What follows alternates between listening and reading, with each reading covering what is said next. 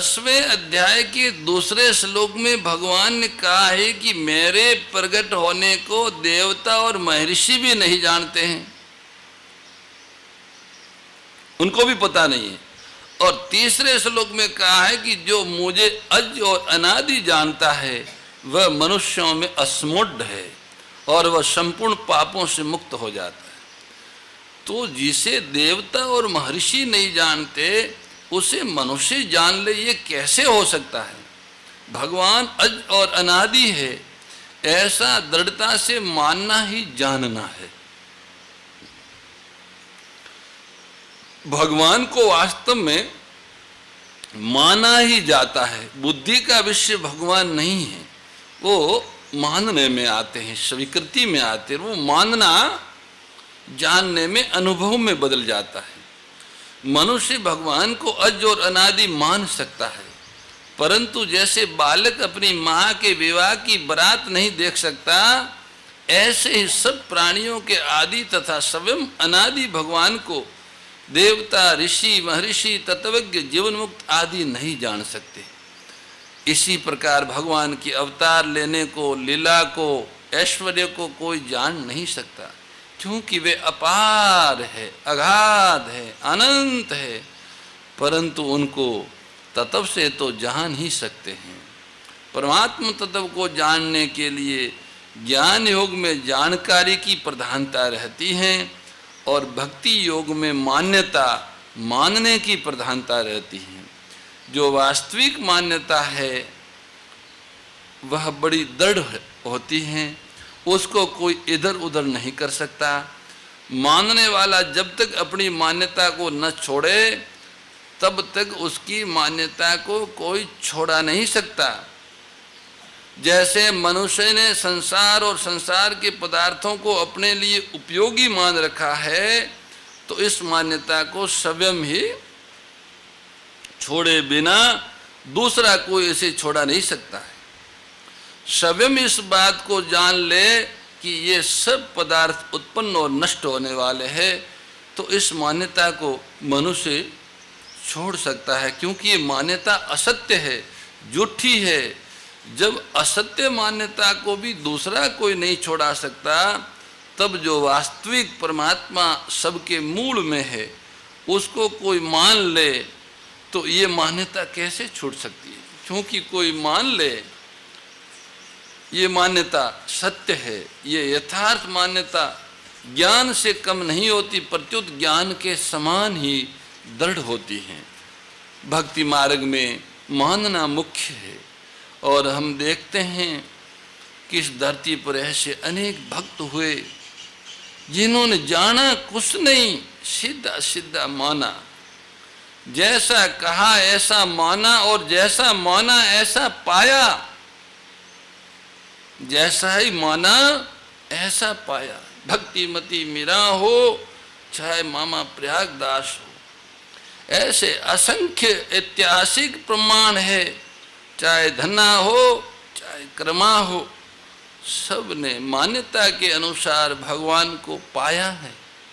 मान्यता जानने से भी अधिक बलवती है, क्योंकि परमात्मा के विषय में जानने के बाद भी परमात्मा को मानना ही पड़ता है। ज्ञान मार्गी जानने के बाद मानता है और भक्ति मार्गी प्रारंभ से मान के चलता है, तो बाद में जानने में, अनुभव में आ जा। जानना मानी अनुभव है।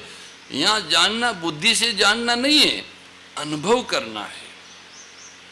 जिस तरह से आपने हमने देखा सोना पटा होगा, चाहे वे नरसिंह हो या तुकाराम हो, नामदेव जी हो, आप देखेंगे कि उन्होंने जैसा भी प्रभु को स्वीकार किया ऐसा पाया।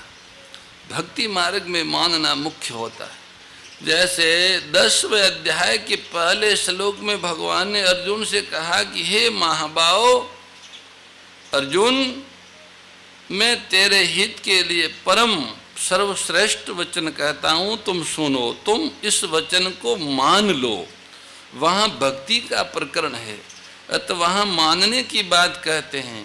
ज्ञान मार्ग में जानना मुख्य होता है, जैसे 14वें अध्याय के पहले श्लोक में भगवान ने कहा कि मैं फिर से ज्ञानों में उत्तम और सर्वोत्कृष्ट ज्ञान कहता हूँ, जिसको जानने से सब के सब मुनि परम सिद्धि को प्राप्त हो गए।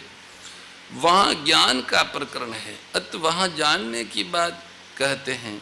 भक्ति मार्ग में मनुष्य मान करके जान लेता है और ज्ञान मार्ग में जानकर मान लेता है, अतः पूर्ण होने पर दोनों की एकता हो जाती है। संसार भगवान से ही पैदा होता है और उनमें ही लीन होता है, इसलिए भगवान इस संसार के महाकारण है, कारणों के कारण, कारणों के कारण महाकारण प्रभु है। समस्त उत्पत्तियों के आधार और सभी प्रतीतियों के प्रकाशक का नाम ही परमात्मा है, ऐसा मानना ज्ञान है। भगवान के सिवाय और कोई चीज है ही नहीं, सब कुछ भगवान ही है, स्वयं भगवान ही सब कुछ बने हुए हैं, ऐसा अनुभव हो जाना विज्ञान है। अपरा और परा प्रकृति मेरी है, इनके संयोग से संपूर्ण प्राणियों की उत्पत्ति होती है और मैं इस संपूर्ण जगत का महाकारण हूँ, ऐसा कहकर भगवान ने ज्ञान बताया। और मेरे सिवाय अन्य कोई है ही नहीं। सूत के धागे में उसी सूत की बनी हुई मणियों की तरह सब कुछ मेरे में ही ओतप्रोत है, ऐसा कहकर भगवान ने विज्ञान बताया। जल में रस, चंद्र सूर्य में प्रभा मैं हूँ, इत्यादि संपूर्ण भूतों का सनातन बीज मैं हूँ। सात्विक, राजस और तामस भाव मेरे से ही होते हैं, ऐसा कहकर ज्ञान बताया। और ये मेरे में और मैं इनमें नहीं हूँ, सब कुछ मैं ही मैं हूँ, क्योंकि इनकी स्वतंत्र सत्ता नहीं है, ऐसा कहकर विज्ञान बताया। जो मेरे सिवाय गुणों की अलग सत्ता मान लेते हैं वह मोहित हो जाते हैं, परंतु जो गुणों से मोहित न होकर, अर्थात ये गुण भगवान से ही होते हैं और भगवान में लीन होते हैं, ऐसा मानकर मेरे शरण होता है, वो गुणमयी माया को तर जाता है। ऐसे मेरे शरण होने वाले 4 प्रकार के भक्त होते हैं, अर्थार्थी, आरत, जिज्ञासु और ज्ञानी प्रेमी।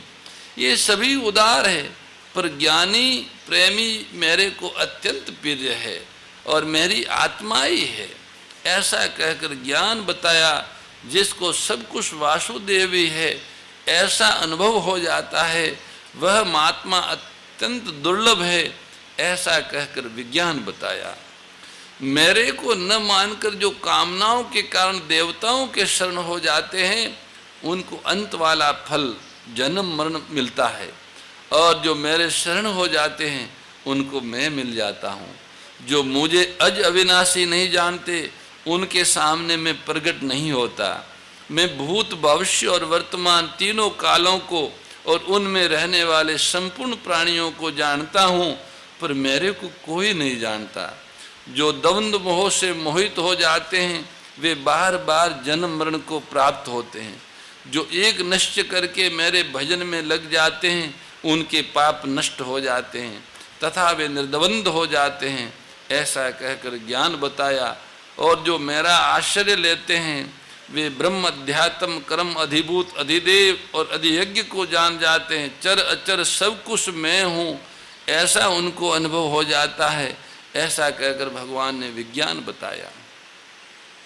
विज्ञान सहित ज्ञान को जानने के बाद जानना बाकी नहीं रहता। मेरे सिवाय संसार का मूल दूसरा कोई नहीं, केवल मैं ही हूँ, और तत्व से सब कुछ वासुदेव, वासुदेव सर्वम, और कोई है ही नहीं, ऐसा जान लेगा तो जानना बाकी कैसे रहेगा, क्योंकि इसके सिवाय दूसरा कुछ जानने योग्य है ही नहीं।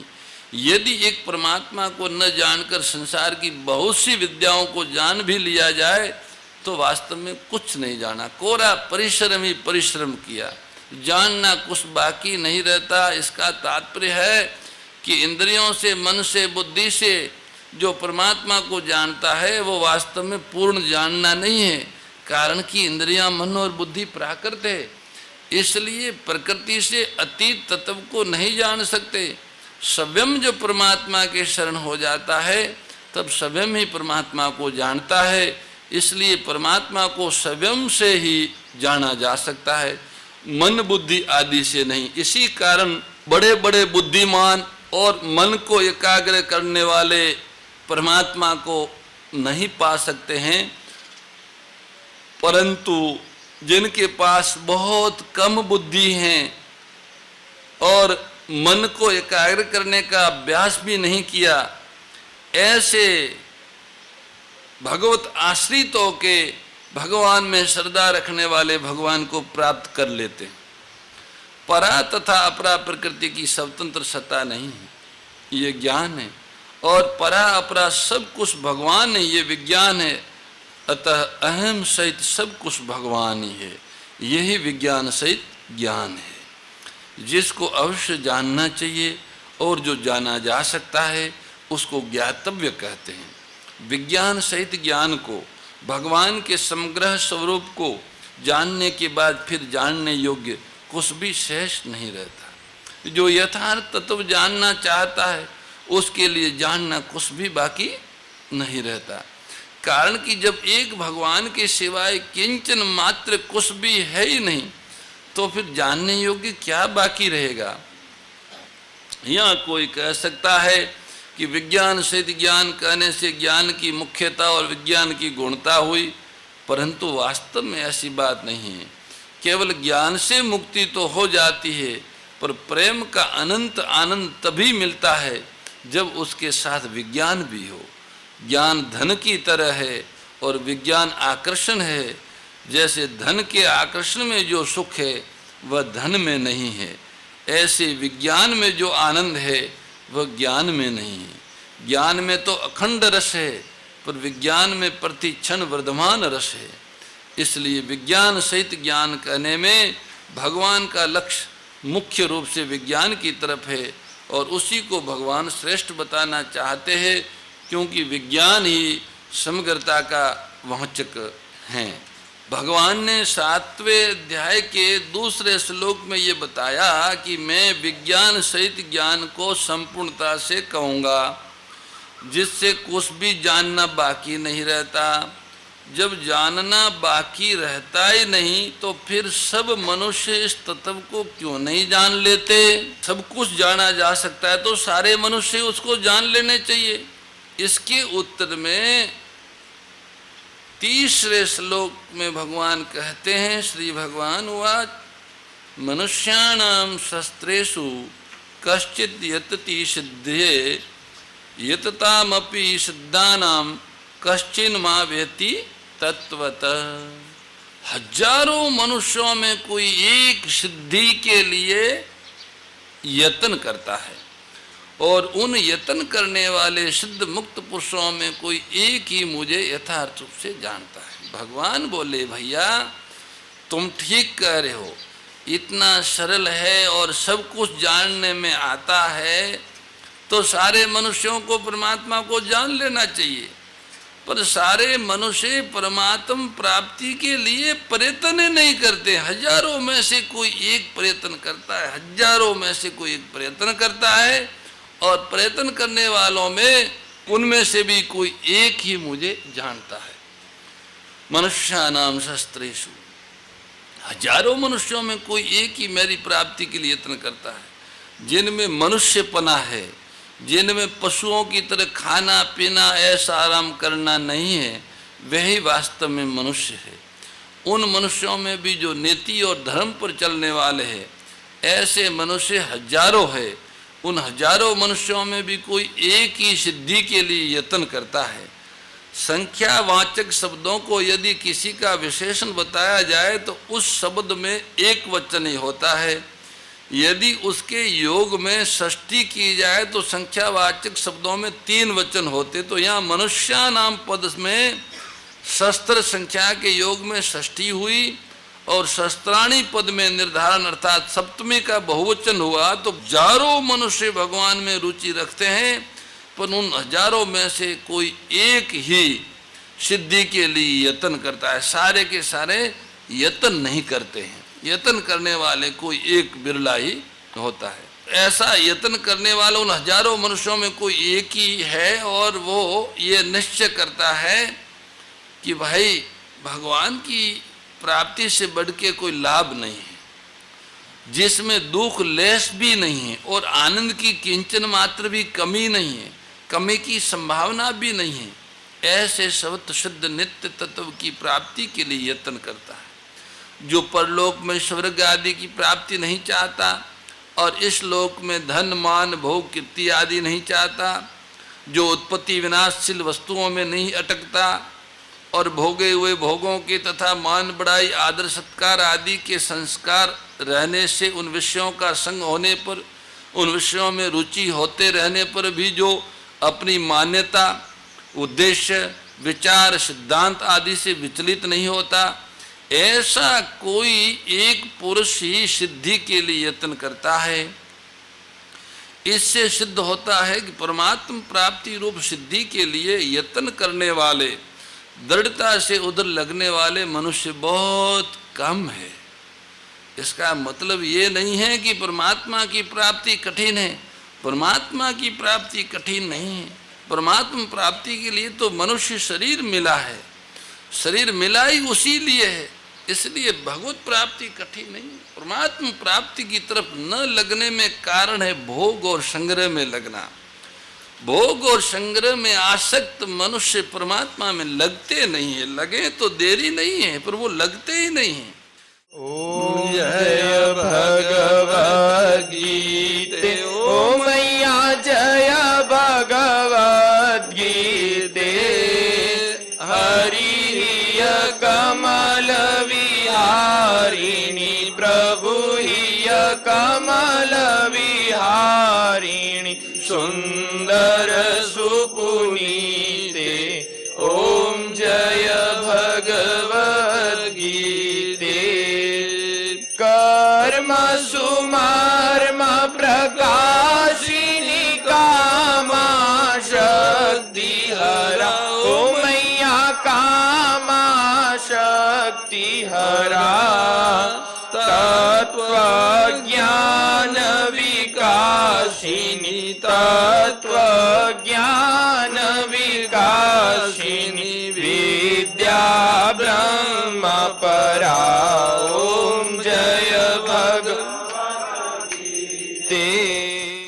परम श्रद्धेय गौरीशी स्वामी श्री दत्त शरणानंद जी महाराज की प्रेरणा व मार्गदर्शन में विश्व के सबसे बड़े गौ सेवा संस्थान श्री गोधाम महातीर्थ पथमेड़ा द्वारा संरक्षित लाखों बीमार विकलांग वृद्ध एवं अशक्त गोवंश वेद लक्षणा गोमाता की सेवा के साथ साथ भारतीय गोवंश का संरक्षण, संपोषण, संवर्धन एवं उनसे प्राप्त पंचगव्यों का परिष्करण व विनियोग करना, घर घर गोपालन, गो अभ्यारण्य, घास चारा उत्पादन हेतु गोचर भूमि का विकास, गोपालन लोक संस्कृति के पुनर्जागरण हेतु वेद लक्षणा गो महिमा का प्रचार प्रसार करना तथा गोपालक किसानों के स्वावलंबन हेतु गो कृषि अन्न एवं गो दुग्धान का गुणवत्ता युक्त बाजार तैयार करना श्री गोधाम महातीर्थ का पावन उद्देश्य है। आप सभी दानदाता श्री गोधाम महातीर्थ पथमेड़ा द्वारा संचालित गो सेवा महाअभियान में बढ़ चढ़कर सहयोग कर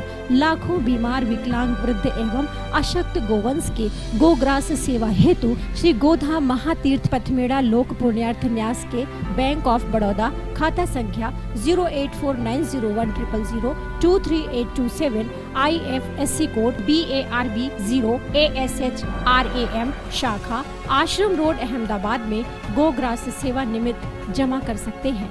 अधिक जानकारी के लिए संपर्क करें 7742093179 7665059999 7073000151।